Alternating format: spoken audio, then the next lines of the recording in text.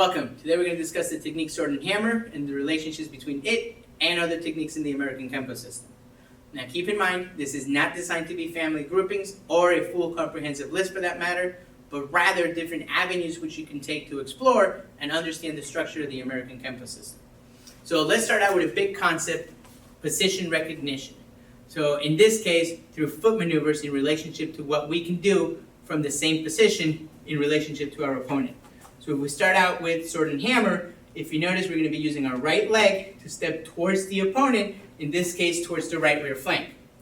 Well, we have another technique that does the same exact thing, which is obscure claws, where we're going to use our right leg to step towards the opponent towards the right rear flank. But is that the only way we can respond to this situation? Well, no.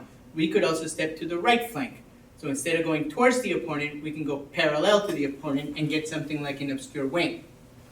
Is that the only way we can do it? Well, no. We can also add the left leg, and then instead of stepping towards the opponent or parallel to the opponent, we can step away from the opponent and get something like an obscure sword. So now that we related these techniques through position recognition with foot maneuvers, let's do the same techniques but relate them with a different avenue using what we can do to the attack or different ways to respond. So if you notice, all of these techniques deal with this attack, an applied minor with their left hand to our right shoulder. So what do we do in sword and hammer?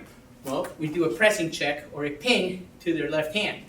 It's the same thing we do in obscure wing. We pin or we do a pressing check. So what would be an opposite of that? Well, if we take a look at obscure sword, we're now doing a cover.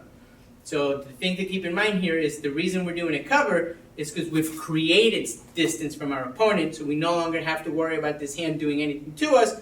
But keep in mind that you could just as easily do this with the press or the pinning check.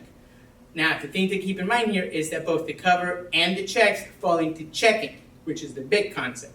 But one of them anticipates motion, the cover, which means I'm covering something because I'm anticipating movement, or prevention, where I'm preventing motion so that I don't have to cover anything because I'm preventing it from moving.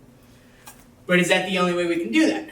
Well, no. If we take a look at obscure claws, we're now doing it with our right arm, but we're not doing it through a cover or a pin. We're doing it through positioning by putting ourselves in a position where they can no longer use that arm effectively. So now that we've done these relationships, let's do yet another different way to relate these techniques using strategy or strategy recognition. So if we take a look at sword and hammer, the strategy of the technique is to take leverage over our opponent by getting them to bend backwards so we can take advantage of it. Now keep in mind the variation of this is if we're not able to do that by making them bend backwards, we then get them to bend forward without taking advantage of them. So let's take a look at something like obscure sword, where we do the same strategy, but now use our foot rather than our hand to get them to bend forward, and instead of not taking advantage of them, actually disengaging from the technique.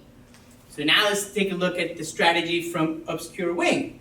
We're doing the same strategy, going back to using our hand to get them to bend forward, but this time, instead of not taking advantage of it or disengaging, we're going to take advantage of it going up. So if you notice, the interesting thing here is we're going bending them forward to hit them upwards rather than bending them backwards and then hitting them downward. So this leaves the last one, which would be obscure claws, which again, the same strategy, get them to bend backwards so we can take advantage of them. And just like sword and hammer, if we're not able to do that, then we do the opposite concept. We're going to continue to use the high to get them to continue to bend back. So the interesting thing to notice is that we were able to use all four techniques through different avenues or different ways to get the same different relationships between those four techniques.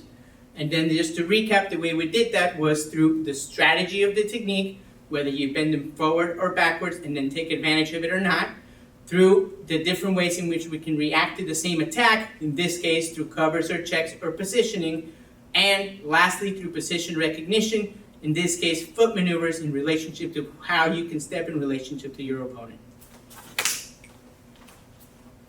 We hope this video helps you understand the American Kenpo system a little bit better. Thank you very much.